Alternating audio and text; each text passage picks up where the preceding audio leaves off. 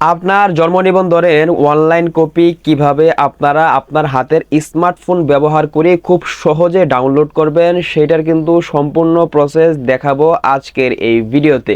যারা চ্যানেলে নতুন দর্শক আছেন অবশ্যই কিন্তু চ্যানেলটিকে সাবস্ক্রাইব করে দিতে পারেন যাতে এইরকম কোয়ালিটির গুরুত্বপূর্ণ ভিডিওগুলো আপনারা কখনোই মিস না হয়ে যায়।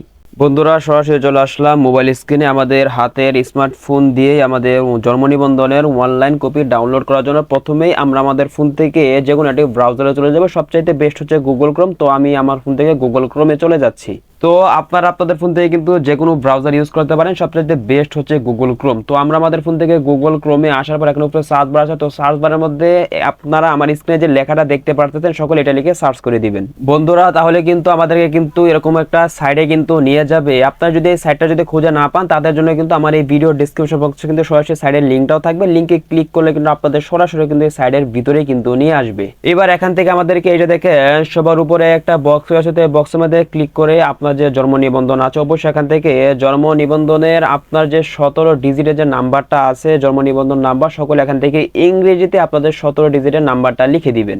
তো বন্ধুরা, আমি কিন্তু আমার জন্ম নিবন্ধনে 17 ডিজিটের নাম্বারটা কিন্তু ইংরেজিতে লিখে দিয়েছি এবং নিচে যে বক্স রয়েছে এটার মধ্যে ক্লিক করে আপনার যে জন্ম নিবন্ধনের যে আপনার জন্ম তারিখটা আছে যেটা আপনার জন্ম নিবন্ধনে দেওয়া আছে অবশ্যই আপনার সঠিকভাবে সে জন্ম তারিখটা দিয়ে দিবেন।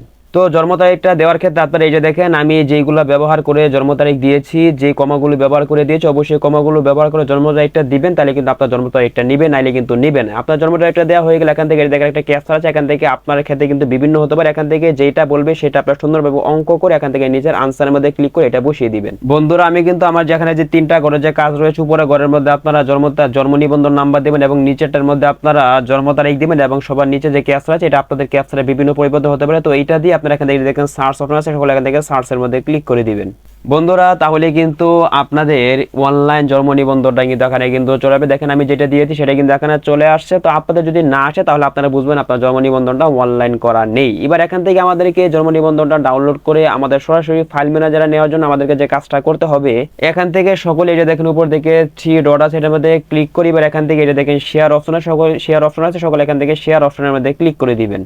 তাহলে আমাদের সামনে কিন্তু নিচে কিন্তু অনেকগুলো অপশন চলে আসবে। এখান থেকে দেখেন প্রিন্ট যে অপশনটা আছে এটার মধ্যে ক্লিক করে দিবেন। তাহলে কিন্তু অল্প কিছু সময় লোড নিয়ে কিন্তু এরকম ভাবে কিন্তু আমাদের জন্ম নিবন্ধন এখানে চলে আসবে। এখান থেকে এই যে দেখেন পিডিএফ যে ডাউনলোড যে লোগোটা আছে সকলে এখান থেকে এটার মধ্যে ক্লিক করে দিবেন বন্ধুরা। তাহলে কিন্তু আমাদেরকে আমাদের ফাইল ম্যানেজারে নিয়ে আসবে। এবার এখান থেকে দেখেন সেভ, এটার মধ্যে ক্লিক করে দিলে কিন্তু আমাদের এই জন্ম নিবন্ধনটা ডাউনলোড হয়ে কিন্তু আমাদের ফাইল ম্যানেজারে চলে যাবে। এবার আমাদেরকে এই জন্ম নিবন্ধনটা আসলে ডাউনলোড হয়ে আমাদের ফাইল ম্যানেজারে চলে গেছে কিনা সেটা আমাদেরকে চেক করার জন্য সরাসরি এখান থেকে বের হয়ে আমরা আমাদের ফোন থেকে যে ফাইল ম্যানেজার আছে আমরা সকলে আমাদের ফোন থেকে ফাইল ম্যানেজারে চলে যাব।